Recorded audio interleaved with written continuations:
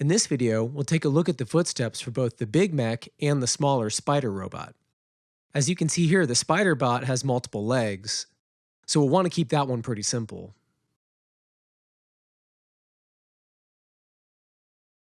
Whereas the big mech should have more complex footsteps with a nice solid impact.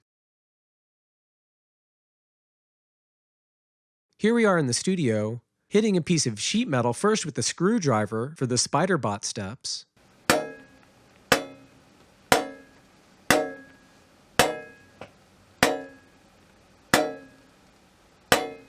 and then with a mallet for the big mech steps.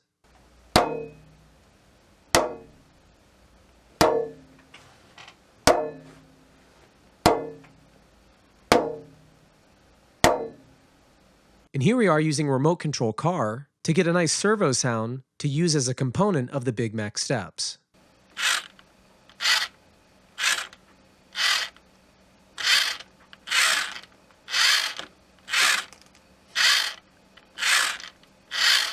Alright, so let's go ahead and switch over to Pro Tools.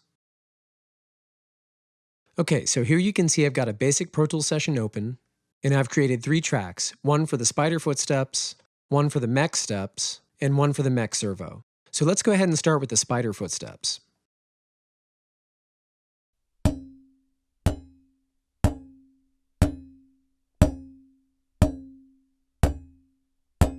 Okay, so those should work pretty well. The first thing I'm going to do is EQ these a bit.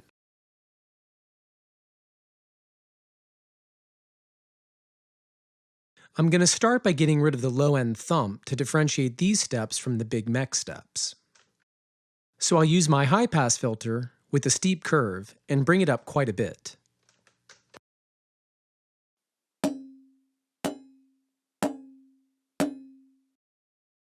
And then I'm also going to use a high shelf to brighten these up a little bit.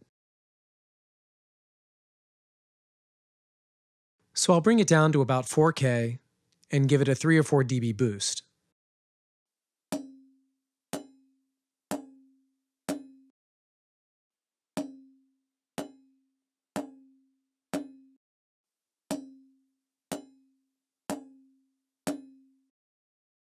Okay, so I think I'm going to pitch shift these up a little bit. I'm going to go to the Audio Suite menu and choose the Time Shift plugin. Set the mode to Vary Speed and shift these up maybe 5 semitones. So let's check those out. And that's pretty much the sound I'm going for. So let's trim these down to the 4 footsteps we need for the game. And I think the first 4 sound pretty good, so I'm going to use those. So I'm going to use the same trimming workflow we used in the previous footsteps video. I'll tab up to the transient of the first footstep, press the A key, and nudge past the end of that step. Then I'll press B to use the separate command.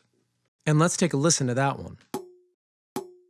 Then I'll place the cursor again, tab up to the next footstep, press A, nudge past the end, separate, press tab again, press A, nudge past about the same amount, separate, press tab again, press A, nudge past about the same amount, and now we use the S key to trim the end of the clip back to the cursor location. And what I'm left with are my 4 footsteps. One handy keyboard shortcut to use when you're auditioning clips like this is Control-Tab on the Mac or Start-Tab on Windows. This will automatically jump me to the next clip on the track and select the entire clip.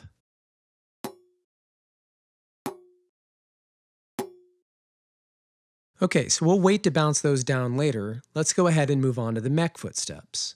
So first, let's listen to the raw footsteps.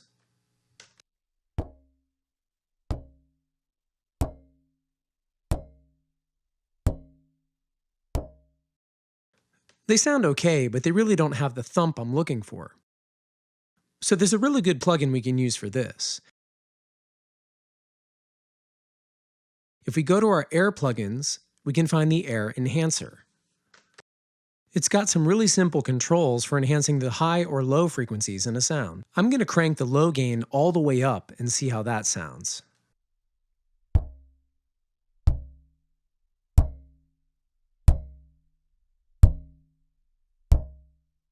And that's definitely more along the lines of what I'm looking for the big mech's footstep impact.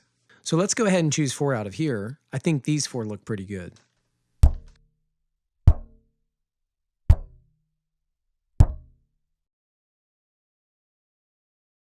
So I'm going to use the same edit commands I just used on the SpiderBot steps.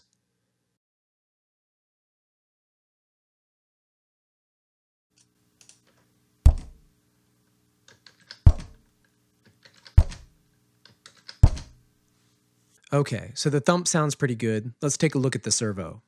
Here's the raw file from our remote control car. Let's take a listen to a few of these.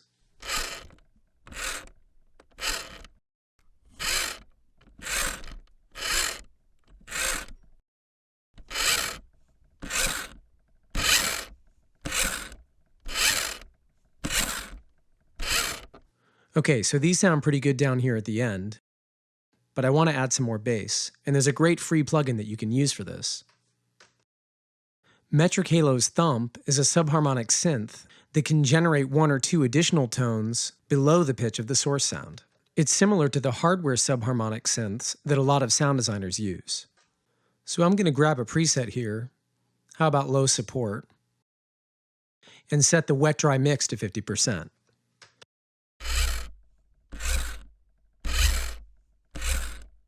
And that's definitely closer to what I'm looking for. So let's go ahead and trim these servo sounds, but because they have a more gradual peak, I'm not going to be able to use tab to transient on these. So first let's zoom in a little bit. And I'll just use the Smart tool to trim these up.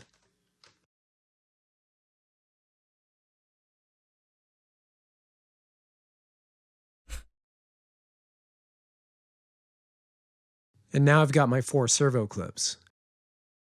Let's go ahead and drag these down to where my mech steps are. And we'll zoom toggle on these guys. Now ideally the servo sound would come before the footstep, but because of how the footsteps are triggered in the game, we're going to cheat a little bit and put the servo sounds after the footstep.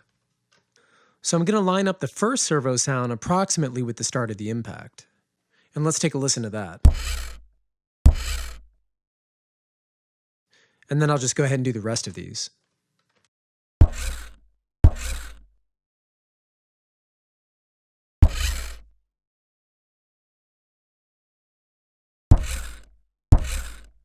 Okay, those are sounding good. So I'm going to quickly bounce these to another track in the session.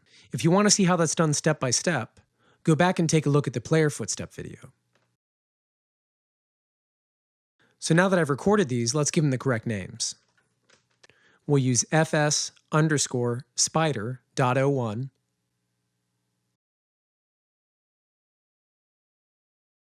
.02, .03, and .04. For the mech footsteps, I'll show you an easier way to do this in Pro Tools. Select all the clips, then go to the Clip List pop-up menu and select Auto Rename. Put in the name of the clips, fs_mech and the dot. Set the starting number to 1, the number of places to 2, and click OK. And you can see that Pro Tools auto-renamed them for me. And now I'm ready to export. Okay, let's go check out our footsteps in Unity. Okay, so we're back in Unity, and I've replaced the placeholder sounds. Let's take a listen to how these turned out.